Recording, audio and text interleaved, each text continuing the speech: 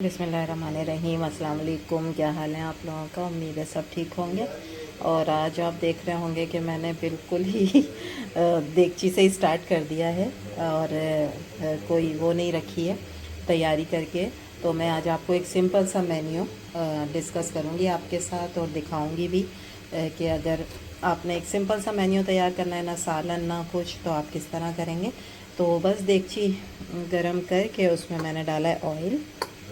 तो मैं बना रही हूँ भगारे हुए चावल, जो मेरा ख्याल है सबके घरों में बनते हैं, लेकिन उसके साथ मैं क्या चीज़ें सर्व करूँगी वो मैं आपको दिखाऊँगी इसके साथ साथ।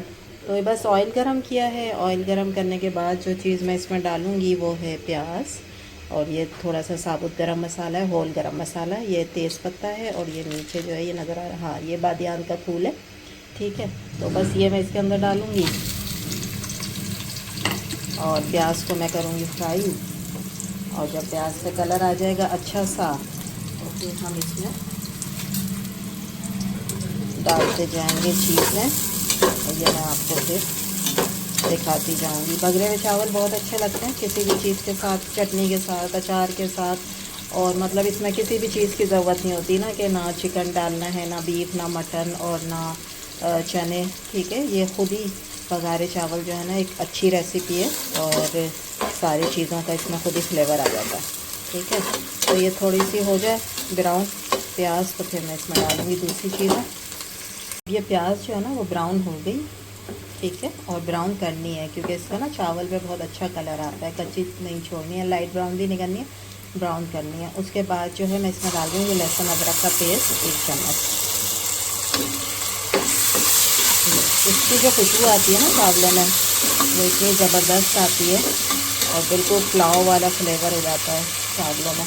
और ये वो पुलाव है जिसके अंदर ना मीट होगा, ना चिकन होगा, ना चने होंगे, ना आलू होगा। ठीक है, ये सादा है, और इसको भगरे हुए चावल भी कहते हैं, और इसको जो है आप सादा पुलाव भी कह लें। ठीक है, ये थोड़ा सा भुन जाए 2-3 मिनट, फिर मैं इसके अंदर राइस डालूँगी। ये लहसुन अदरक जो है इसके अंदर भुन गया, और मैं इसमें जो है ये चावल डाल दूँगी। 1 कप चावल है बासमती, ये मैंने चावल धो के डाल दिए, और ये भीगे हुए नहीं हैं अभी, बस मैंने वॉश करके डाला है। ठीक है, और 2 कप मैं इसमें पानी डाल दूँगी।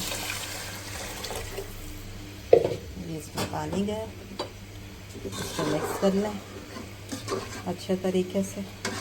और अब इसमें हम डालेंगे नमक। नमक डाल के फिर नमक चेक कर लें कि कितना है।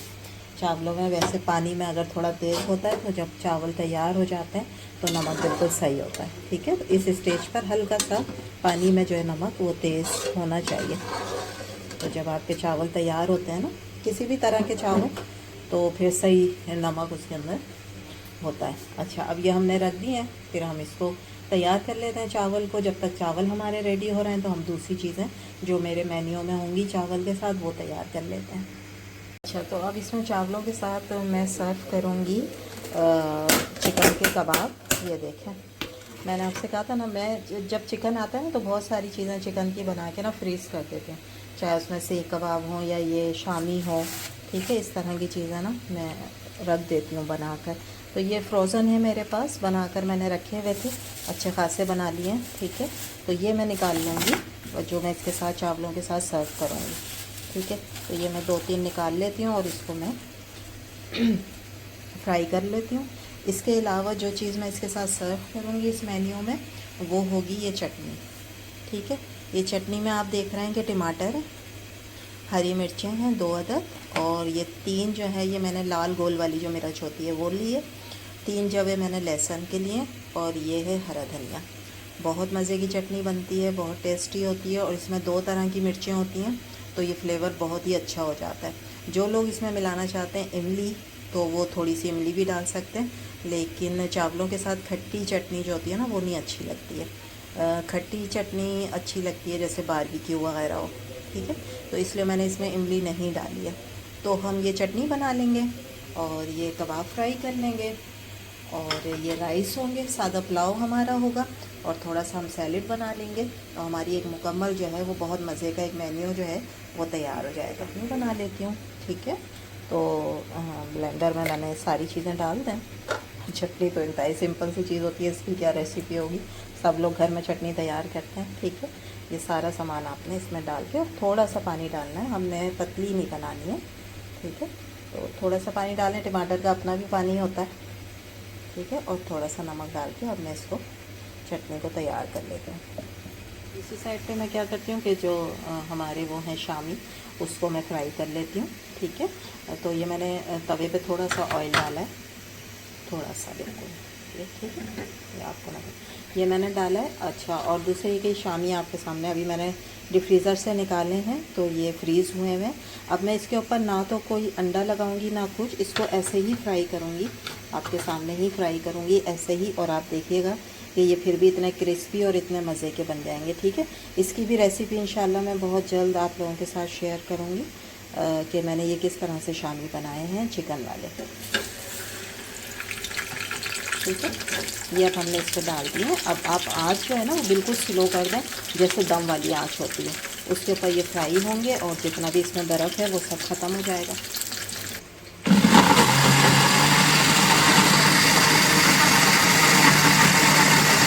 देखिए हमारे राइस का जो पानी है वो खुश्क हो गया। अब मैं यहाँ पर इसको जो है वो दम पे डाल दूँगी, ठीक है। दम पे डाल के इसको मैं आँच एकदम स्लो कर दूँगी और तकरीबन 10 मिनट इसको दम पे रहने दूँगी। देखें चावल हमारे दम हो गए, ठीक है। मैंने चूल्हा बंद कर दिया और देखें माशाल्लाह कितने खिले खिले से ज़बरदस्त से चावल तैयार हो गया। और यकीन करें इसकी खुशबू जो है ना वो पूरे किचन में ज़बरदस्त फैली हुई है राइस की। और वजह यही है कि इसमें हमने लहसुन अदरक का पेस्ट शामिल किया है, उसकी वजह से ज़्यादा खुशबू आती है, ठीक है। अब मैं इसको डिश आउट करती हूँ। तो ये देखें जनाब, हमारा ज़बरदस्त सा सिंपल सा लेकिन बहुत मज़े का मेन्यू तैयार हो गया।